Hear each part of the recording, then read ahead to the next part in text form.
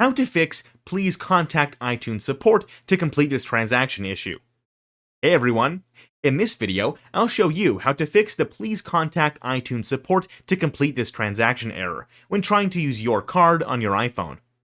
Step 1. Check your internet connection. First, ensure you're connected to a stable Wi-Fi or cellular network.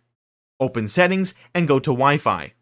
If you're already connected, try disabling and re-enabling Wi-Fi. If the issue persists, tap the blue info icon next to your Wi-Fi network and select Forget this network. Then reconnect using your password. Step 2. Disable VPN, if enabled. Go to Settings, scroll down to VPN and Device Management. Ensure your VPN is turned off. Some transactions may not work properly when connected to a VPN, so disabling it might solve the issue. Step 3. Contact Apple support. If the issue persists, 1. Open Safari and search for Apple support. 2.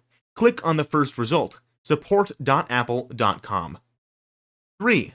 Scroll down and tap Search Topics. 4. Search for Payment Issues with Apple ID. 5.